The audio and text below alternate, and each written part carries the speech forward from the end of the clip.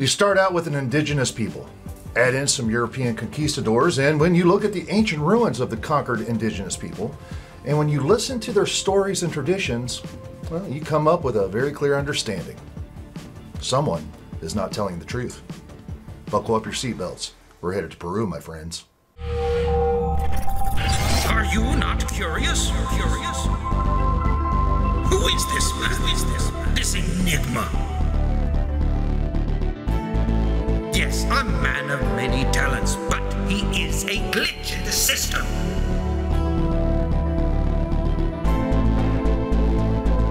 He spends his nights scouring texts for traces of lost knowledge.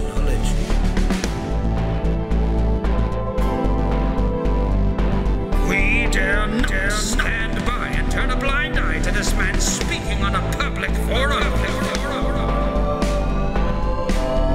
It is all in the file. I present to you on this day the Ryan Files. Thanks for everyone that tuned in last week, and for everyone who signed up for the email notifications at theryanfiles.com. Now, the website is working. I'm just testing it now and making some final adjustments, so look for it soon. If you want to help us out, subscribe to this channel, this YouTube channel, and tell your friends about it and have them subscribe as well. It makes a huge difference for a young podcast like the Ryan Files. And as always, please like this video, hit that bell for notifications, and get on our mailing list at theryanfiles.com. So let's set the scene for this episode, a very brief history of how the Spanish conquered the Inca Empire in Peru. When Spaniards Francisco Pizarro and his brothers reached Peru in 1532, these conquistadors found Peru as the hub of the mighty Inca civilization, spanning from modern-day Ecuador to Chile. Before their conquest, a smallpox outbreak, which had spread from Hernan Cortez's takeover of the Aztec Empire in modern-day Mexico, well, it devastated the Inca Empire. Now, this troubling disease, it helped trigger a civil war between Atahualpa and Huáscar, brothers who were fighting a succession war after their father's death.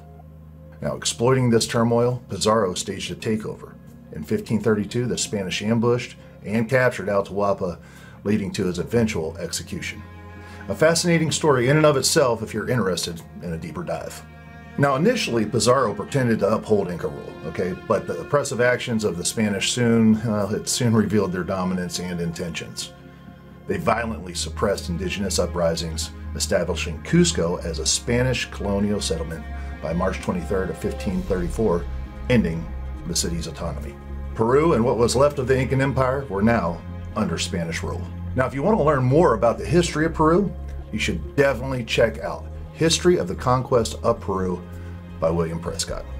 The link is in the description below. Now, my fascination with ancient ruins and archaeology goes way back.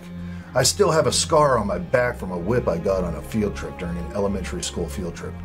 I was a bit too influenced by Raiders of the Lost Ark in my youth.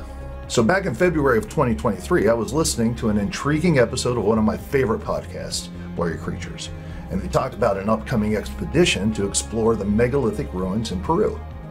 Now, what caught my attention about all this was that Timothy Alberino, someone with whom I share a passion for exploration on varied but similar topics, he was going to be one of the leaders of the trip.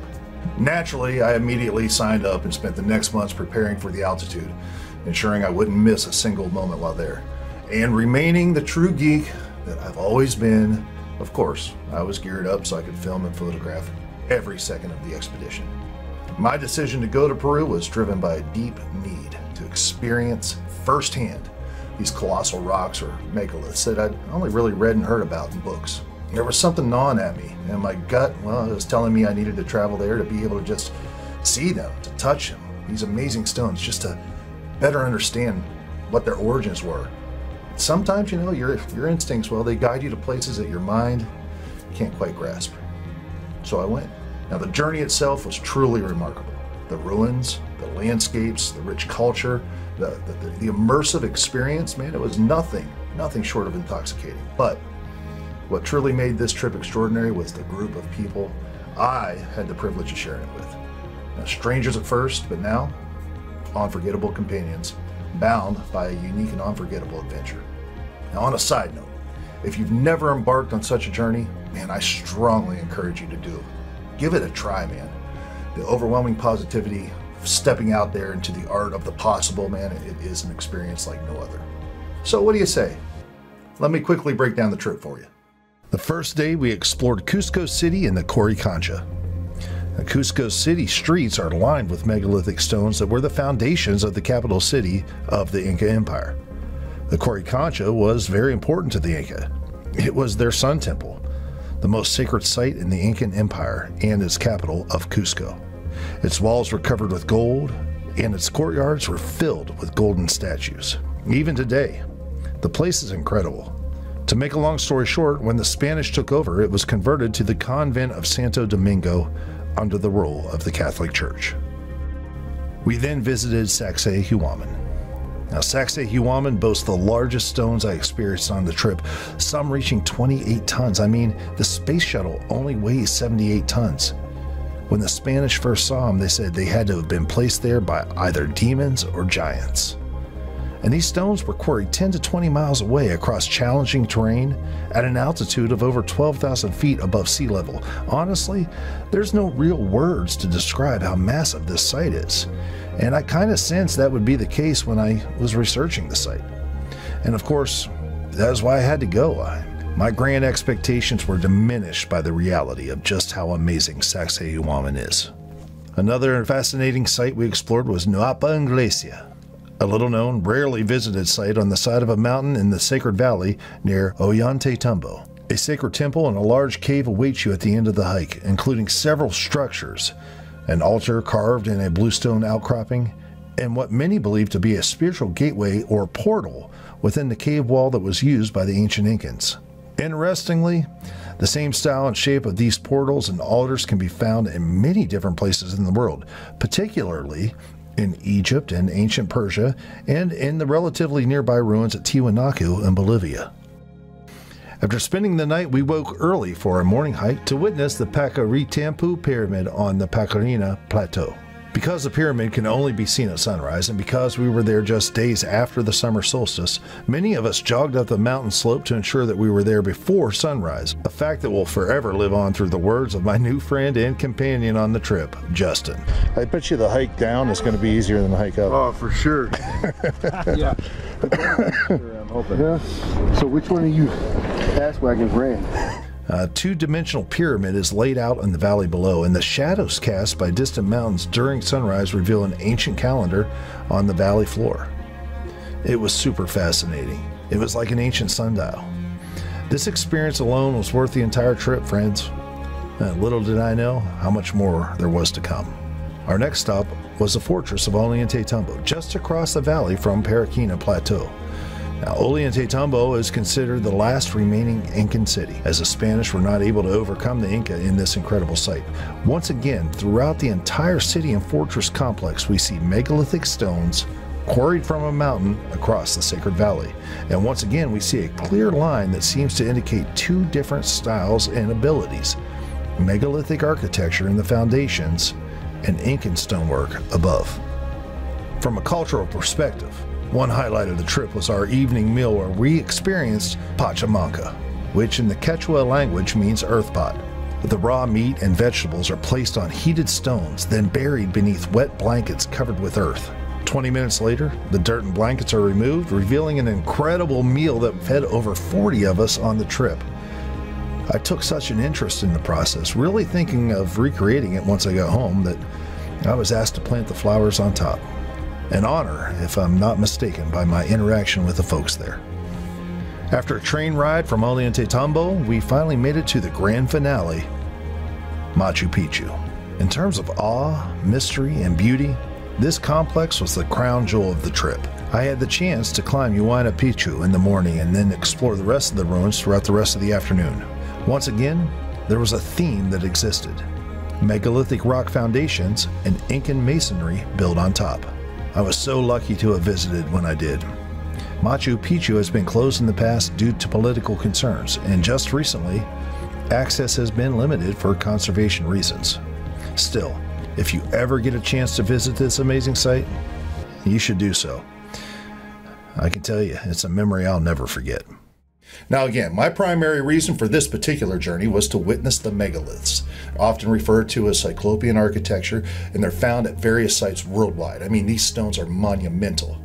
As I said, some of them weigh a staggering 128 tons. That's 70 cars, folks. And these massive stones, they're so intricately carved. They're fit together with such precision that a piece of paper won't fit between their curves, their joints. And I thought that was just something that people said. And then I was there and saw the precision firsthand. I mean, I'm a woodworker, and I think I'd be hard-pressed to create a miniature replica of these stones out of soft basswood or pine, let alone blocks of granite that weigh tons. So here's the problem, and I want you to listen closely to the issue at hand. On one side, modern academia asserts without a doubt that the Incan Empire cut, carried, and placed all the megalithic foundation stones that are found all over Peru, using only stone, bronze, and copper tools to shape the granite, the limestone, the green diorite rocks we find. Folks, do you know what a copper chisel will do to a granite rock? I mean, sure, I've seen both sides of the arguments on the Mohs hardness scale, but even at its best, copper versus granite, it's like bringing a knife to a gunfight, folks, especially when considering the massive size of these carved stones. And let's not even debate how these stones were moved until we know who made them. On the other hand, descendants of the Incan Empire, well, they contend that the megalithic foundations were there before their ancestors came to Peru. The Inca said the same thing to Pizarro in the 1500s that they say today. The gods, the giants of their past, created these structures, even claiming that Sacsayhuaman was constructed in just one single night. So you see the conundrum. Both stories can't be true. Both stories can't be true. Both stories can't be true. Both stories can't be true. Both stories can't be true. Both stories. We tend to believe that we are always advancing intellectually, scientifically, even spiritually. This brings forth the idea that we have to be more advanced today than we were in the 1500s, and certainly that people in the 2500s will be more advanced than us today. But the archaeological record of Peru just doesn't support this idea. Again, we see Cyclopean architecture creating massive rock foundations, Incan stonework built atop that, and finally Spanish stonework at the very top. Cyclopean, Incan, Spanish. Cyclopean, Incan, Spanish. Always in that order, a pattern that repeats itself again and again. And while I'm no archaeologist or stoneworker, I think it's pretty obvious. The lower or older the stonework, the more sophisticated it seems to be. Now, there are many researchers outside of modern academia who have been presenting alternative, logically grounded arguments to the origins of these massive stones and Cyclopean architecture. But often when confronted with ideas such as, well, the Incas say the megaliths were here when they first arrived, well, the immediate response from academia is to dismiss, criticize, even try to cancel these alternative theories. But that makes no sense at all. I mean, consider this.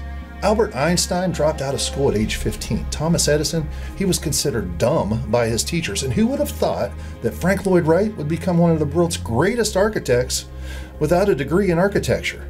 I mean, it's amazing when you think about it. Richard Branson, Oprah Winfrey, Abraham Lincoln, Andrew Carnegie, Benjamin Franklin, all had little or no formal education. And consider this, the founders of Microsoft, Facebook, Apple, Dell Technologies, Oracle, Hewlett & Packard, Twitter, YouTube, Dropbox, and eBay, they're all college dropouts. So we're left with a puzzling mystery. Who really laid the megalithic foundations in ancient Peru? Were the Inca the masterminds behind those massive structures? And if so, why would they not take credit for these marvels? Or could there have been an even earlier, super advanced civilization at play, one that doesn't fit the archaeological narrative of modern academia and therefore could never be considered? I think it's fair to say that the evidence probably leans in the direction of each individual's paradigm, and I also think that it's fair to say that there are probably some that will push a particular take about all of this because of their own hidden personal agenda. And that, my friends, is the world we live in today. I'd love to hear your thoughts on all of this. Is modern archaeology correct? The Incan Empire carved and placed all these stones? Were the ancient Incas telling the truth when they stated that the megaliths were there before they arrived? Is there another hidden civilization at play that was far more advanced than it should have been according to the archaeological record? Or is there another answer altogether? Please leave your comments below. I'd love to know what you think. I'll leave you with one final thought. Sir Arthur Conan Doyle, creator of Sherlock Holmes and one of my favorite authors, wrote, "When you have eliminated the impossible, whatever remains, however improbable, must be the truth." And with that in mind, I just don't think you can count out an advanced civilization somewhere in our distant past. But of course, if true, well, that would change everything. Thanks for tuning in, friends. I'll see you later for the Friday night mic drop, but between now and then, stay curious. And I'll see you next time on the Ryan Files. I present to you on this day the Ryan Files.